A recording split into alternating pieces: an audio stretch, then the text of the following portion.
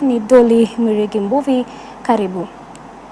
Kulikuwa na idadi ndogo ya Wakenya waliojitokeza katika bustani ya Uhuru jijini Nairobi hii leo kusherehekea sikukuu ya Mashujaa. Tofauti na sherehe za hapo awali, siku hii ingeshuhudia Wakenya wengi wakikusanyika kumsikiliza rais.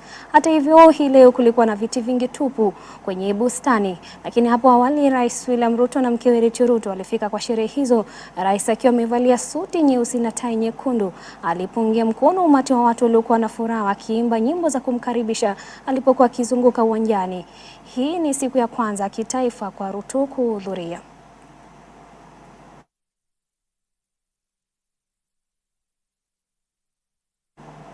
Na mtazamaji, kanisa la CTM hii leo limefungua rasmi kongamano la biashara la CBF ya mwaka huu katika kanisa la CTM Karen, huku mamia wafanyabiashara wakibandika hema zao kuonyesha wanachofanya. Kongamano hilo la siku tatu la biashara liliwakutanisha wafanyabiashara ndani na nje ya Afrika limesheheni kuwazungumzaji mahiri wakichukua nafasi ya kuelimisha wafanyabiashara. Ile asubuhi wakati wa kikao cha mawasiliano, Daktari Edman Chan kutoka Singapore amewataka wajumbe waliohudhuria kuendelea kuzingatia kile wanachofanya kuhusiana na biashara, akiwataka kuwa waaminifu na wenye bidii.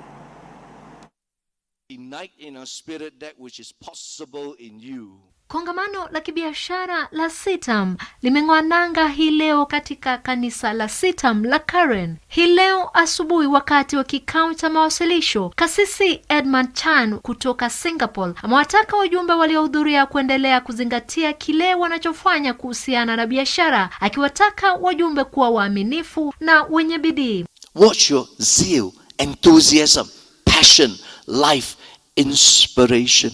And for you to understand zeal is an energy word, then you have to discern what drains you and what energizes you. You see, leaders don't just manage their time, they manage their energies. Akizungumza wakati wa hafla hiyo, kiongozi wa CBF kwenye kanisa la CTM alisema kuwa biashara ni eneo kubwa ambalo kila mtu anaweza kumtumikia Mungu kwa rasilimali alizojaliwa nazo. Vile vile alipongeza serikali kwa kuwasaidia vijana wengi kuanzisha biashara, huku akiwaomba vijana hao kutangamana na wanabiashara mashuhuri waliopo kwenye kongamano hilo ili wapate manufaa kwa biashara zao. This is the right time for business. Every business person needs to strategize and position themselves so that they can benefit from the loans that the government is giving and they can be able to do business. We have great networks. You come around, talk to people, you will get networks, and that will take you to your next level in business. Please find your way. Kwa upande wake, David Kitur ambaye ni shemasi wa kamati ya biashara ya CTM amewataka wajumbe kwenye kongamano hilo kupokea mafunzo humo ili kuwawezesha kufanya biashara vyema na kujua jinsi ya kusimamia biashara zao kwa njia ipasavyo. Quite a number of exhibitors, over 200 exhibitions are taking place here today. Number one, you'll be able to learn how to manage your business successfully. You are learning how to raise capital for your businesses. We are learning from excellent speakers on how to carry out and plan for succession for your business. The business should never end when you end or when you expire. Neither should it have problems at some stage. Viongozi wa kanisa vile vile walitoa wito kwa washiriki wao ambao hii leo hawakuhudhuria mkutano huo kuungana nao katika siku mbili zilizobaki ili kufaidika na kile kinachoendelea. Walisema ni wakati wa kuangaza utukufu wa Mungu kupitia biashara ambazo Mungu amewapa. The Bible says that my people perish for lack of knowledge. So we are here seeking for knowledge and for understanding and from wisdom from the great speakers. And I have learned that I need to never to live behold my income. I must learn how to manage my costs and how to increase my income. I am sure we are going to do it big way because of just the information we are getting. I for sure have learned quite a bit, and the first statement that was said this morning that I'm just carrying home is just clarity. to be clear. What is your mission? What's your purpose? What is it you are in to do? Mkuu wa SMEs katika benki ya Absa, Susan Situma, alisema benki hiyo inatafuta kuwasaidia wafanyabiashara kupanua biashara zao wanaposhirikiana na mashirika yenye nia moja na wao. Business people across Kenya and actually across different countries. For us, it's really a good conference for you to attend if you're an entrepreneur. It's a place where you can learn from other people's experiences, get inspired, network, connect, access new markets, because I've seen quite a number of exhibitors here. And as title sponsors for this conference, I think for us it is just partnering with like-minded partners like CITAM. Nikiripotia Dira ya Hope TV, mie ni Faith Imani Mugo. Na mtazamaji, katika sherehe za mashujaa ni kwamba Rais William Ruto ameliongoza taifa katika maadhimisho ya 59 ya siku ya mashujaa, ambayo ni sherehe yake ya kwanza kitaifa tangu apishwe kuwa rais wa 5 wa Jamhuri ya Kenya. Alikuelezea mipango ya serikali ya Wakenya. Ruto ameahidi kwa tarehe 1 mwezi Disemba mwaka huu atazindua hazina ya uwekezaji wa mikopo ya Hustler ili kutoa mikopo kwa biashara ndogo kupitia mfumo wa kidijitali kwa watu binafsi na kupitia kwa makundi ya vyama vya ushirika. Kulingana naye, upatikanaji wa mikopo upiga jeki uchumi na ahadi yao ya kuhusu mikopo iliyo nafuu ikitoa kitovu katika kampeni za Kenya Kwanza. I congratulate every citizen for their part in ensuring that the last general election was peaceful. I know of attempts at division, disunity, confusion, and even some who did everything in their power to entice and pressure our people to engage in criminal activity. But I also know that despite a competitive campaign period characterized by intense rivalry, Kenyans resolved in unison to remain peaceful, united, and compassionate. The institutional independence of the judiciary must be upheld at all times, and the independence of judges respected as the minimum gesture of the rule of law in Kenya. Ladies and gentlemen, the fight against corruption must be won. Our government intends to wage this fight and demonstrate its commitment to zero tolerance to corruption by making all public servants accountable and submit to the oversight of Parliament and other constitutionally mandated institutions. We are committed to the rule of law, fidelity to constitutional due process, and implementation of judicial decrees and orders. Most critically, under my administration, there shall be no interference with or any attempt to control, direct, or undermine independent institutions, including those in the justice, law, and order sector. Na Rais William Ruto ameonya kwa maafisa wa polisi kutoka kitengo cha huduma maalumu SSP kilichovunjuliwa mbali, ambao watapatikana na hatia ya kuwaua Wakenya watachukuliwa hatua za kisheria. Akizungumza wakati wa sherehe ya 59 mashujaa katika bustani ya Uhuru, kiongozi wa taifa alisema wakati umewadia kusitisha mbinu za kikatili na kukumbatia utaalam katika mfumo wa kutekeleza haki. Rais alisisitiza kuwa uhuru wa huduma ya kitaifa ya polisi ni muhimu katika udumishaji sheria kwa njia ya kuaminika na pia kuafikia na ufanisi wa kwamba kuna paso kuwa na mikakati katika huduma ya taifa ya polisi kuhakikisha viwango vya juu vya utaalam, uzingatiaji wa sheria, uwajibikaji na hatua na maamuzi ya operesheni kwa njia ya uwazi. Our constitution, the People's Sovereign Charter, is an instrument of collective memory. It proscribes tyranny, marginalization, and oppression, provides institutional means to dismantle injustice and eradicate inequality, and gives us an opportunity to expand freedom and actualize rights.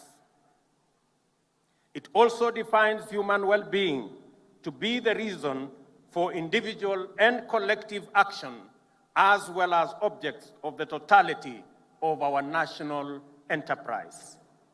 We are united in common endeavor with those who came before us and did so much for our country. We may define ourselves as a nation proudly standing on the foundation of the Constitution, united in pursuit of the well-being of every citizen.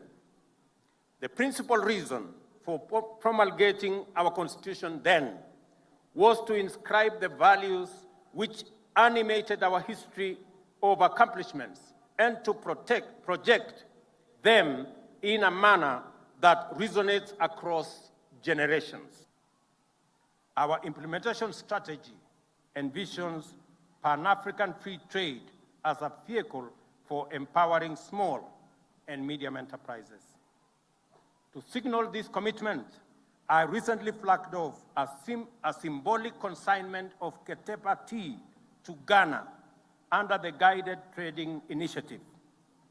Trade between Ghana and Kenya is off to an admirable start, and several firms and traders in the two countries have undertaken brisk business involving exports of incinerators, sisal fiber, leather bags, fuel filters, beadworks, and baskets from our Juakali artisans. This points to the huge potential of trade across our continent.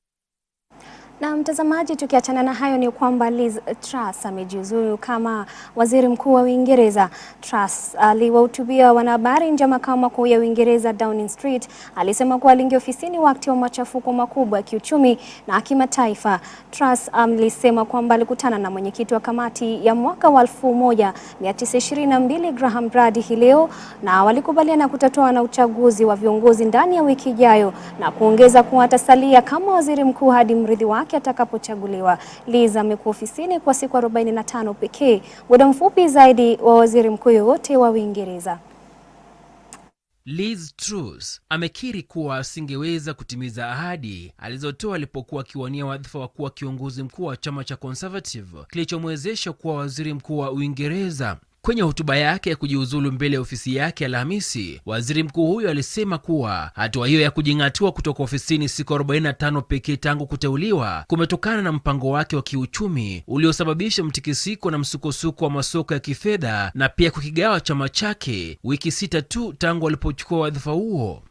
Families and businesses were worried about how to pay their bills. Putin's illegal war in Ukraine threatens the security of our whole continent, and our country has been held back for too long by low economic growth. I was elected by the Conservative Party with a mandate to change this. We delivered on energy bills and on cutting national insurance. And we set out a vision for a low-tax, high-growth economy that would take advantage of the freedoms of Brexit. I recognise, though, given the situation, I cannot deliver the mandate on which I was elected by the Conservative Party. I have therefore spoken to His Majesty the King to notify him that I am resigning as leader of the Conservative Party. Mapema Alhamisi, waziri mwingine katika baraza lake aliwasilisha barua ya kutokuwa na imani na serikali ya Liz Truss. Jumatano Juni, waziri wa mambo ya ndani aliyejiuzulu Suella Braverman alikuwa waziri wa pili kuondoka katika baraza la mawaziri la waziri mkuu Liz Truss. This morning I met the chairman of the 1922 committee, Sir Graham Brady. We've agreed that there will be a leadership election to be completed within the next week.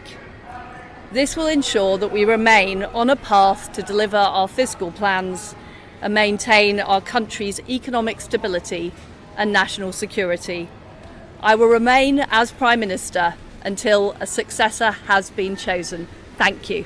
Awali, Truss alisema katu watang'atuka na kuomba radhi kwa mpango wake uliozusha mtikisiko wa kiuchumi Uingereza, huku kiongozi wa upinzani ambaye pia ni kinara wa chama cha Labour Keir Starmer akipendekeza uchaguzi mkuu ufanywe mara moja ili kumtafuta mrithi wake Truss haraka iwezekanavyo. Kufuatia kujiuzulu kwa Truss, waziri mkuu mpya anatarajiwa kuteuliwa wiki ijayo. Truss alichukua wadhifa huo baada ya Boris Johnson ambaye pia alilazimika kujiuzulu baada ya kukumbwa na kashfa nyingi za uongozi. Waziri Mkuu wa Uingereza huwa ni mteule wa mfalme na huwa ni kiongozi wa chama cha walio wengi na huwa na uhusiano wa karibu na bunge. Waziri Mkuu husimamia kazi ya serikali pamoja na kuwa mwakilishi mkuu na mshauri mkuu wa mfalme wa Uingereza. Dickens Luvanda, Dira ya Hope TV. Na shukran sana Luvanda kwa taarifa hiyo. Na tukiachana nayo mtazamaji, ni kwamba wakili Miguna ambaye amekuwa uhamishoni huko Canada tangu mwaka 2018 amewasili jijini Nairobi hii leo. Daktari Miguna ambaye pia ni raia wa Canada aliwasili katika uwanja wa ndege wa kimataifa Jomo Kenyatta JKIA kwa kutumia ndege ya shirika la Kenya Airways. Miguna alirejeshwa nchini Canada kupitia Dubai baada tukio lililotokea katika uwanja wa ndege wa Jomo Kenyatta kufuatia wajibu aliotekeleza katika kuapishwa kwa kiongozi upinzani Raila Odinga Januari mwaka 2018, na toka kipindi hicho juhudi zake za kurejea Kenya licha maagizo kutolewa na mahakama hazikufua dafu. Kulingana na Miguna, pasipoti yake ilichukuliwa na kuharibiwa, huku maagizo ya mahakama ya kupewa pasipoti mpya yakipuuzwa na utawala uliopita. Miguna aliwasili nchini na kuelekea katika maadhimisho ya Mashujaa alikokuwa amealikwa na Rais William Ruto.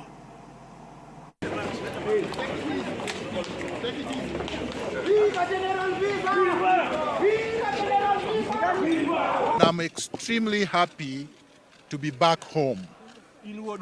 I extend my gratitude to all Kenyans who have stood with me, who have stood with the Bill of Rights in the Constitution, who have stood with the cause of justice, who have stood with the dictates of democracy, who have stood with the principles of the rule of law. I would like to extend my gratitude to the judiciary that stood firm on the side of the rule of law. I must extend my gratitude to Kenyans that voted overwhelmingly for the Kenya Kwanza government, because that is central for me. Without this administration, I would not be back home. So I am thanking His Excellency the President, the Deputy President and his administration, and everybody else who has worked tirelessly to make sure that my rights are protected and the rights of every other Kenyan. What has happened to me should never have happened to anyone else. A Kenyan-born citizen cannot be discarded, removed forcefully from the country, and banished in a foreign land.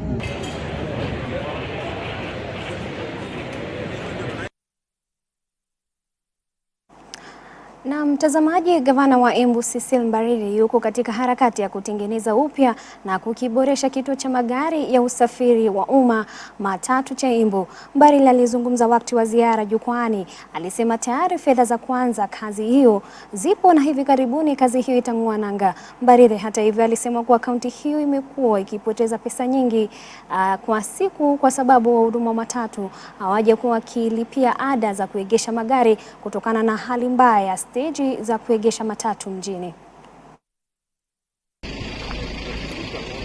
Stage hii tukimaliza kujenga itaweza kuingia matatu 120. Kwa hivyo bila shaka ile pesa kiwango tunapoteza kila siku ni kuanzia shilingi takriban 150,000 kila siku, around 150,000 to 200,000. Na I believe tukimaliza kutengeneza hii stage ambao tumekubaliana pia na governor, wale wenye vibanda ndani ya hii stage tutaweza kuwatengenezea vibanda ambao ni modern, wakue kando na ikuwe ni vibanda ambazo hazitaongezeka tena katika stage. Leo tumekuja hapa Embu stage tukiwa na Mheshimiwa Deputy Governor na Mheshimiwa MCA Mheshimiwa Swale kuangalia mambo ya stage ya Embu, kwa sababu ni stage ambayo imekaa mbaya na magari haitoshi na uwezi jua ni nini iko wapi. Kwa hivyo tumekuja tuangalie, tuko na engineers wetu ambao wametuchorea vile tutatengeneza, na tuko na pesa tayari, si ati tutaenda kutafuta pesa. Kwa hivyo tutakuwa tunakuja kufanya hiyo kazi hivi karibuni. Na tukijitosa uwanjani ni kwamba klabu ya ndondi kaunti ya Siaya huenda ikalazimika kukosa ligi ya kitaifa ya ndondi kutokana na matatizo ya kifedha. Kulingana na kocha mkuu wa klabu hiyo Joseph Ochieng almaarufu Difu, ukosefu wa pesa za kuwezesha mabondia na maafisa kushiriki katika ligi ya kitaifa kimefanya klabu hiyo kutuma wachezaji wachache kwenye mashindano yaliyoandaliwa hivi majuzi. Akizungumza katika kituo cha kibiashara cha Ndere ambapo klabu hiyo hufanya mazoezi, kocha huyo alisema kuwa kutuma mabondia wachache nafasi yao ya kutoa ubingwa wa kitaifa inakuwa finyu ikilinganishwa na klabu zinazopeleka timu kamili.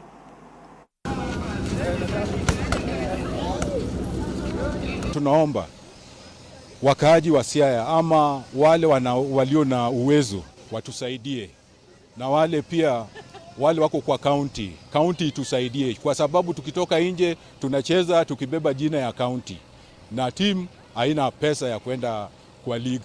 Sasa tulienda league mbili. Ligi ya kwanza tulienda Kitale, ligi ya pili tukaenda Meru, na vile sasa performance ya huko Meru ilikuwa mbaya kwa sababu tunapeleka wachezaji wachache, na inafaa kama inawezekana tupeleke timu ambayo inabeba watu 12. Hiyo ndio timu yote, na kwa hivyo tulipeleka tu watu watatu. Tumebakisha ligi kama 3 hivi tumalize. Ligi ya ile imebakia ni kwenda Nyeri, kwenda Nanyuki na kwenda Mombasa, alafu baadaye Disemba tunamalizia kucheza huko ligi ya mwisho, ligi ya 5 tunamaliza Kisumu. Sasa tunaomba, tuko na ukosefu ya pesa. Sasa tafadhali tusaidieni.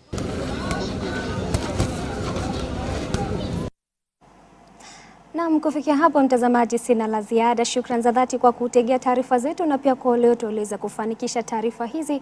Tupatane kesho. Mie ni Doli Miriki Mbuvi, majaliwa.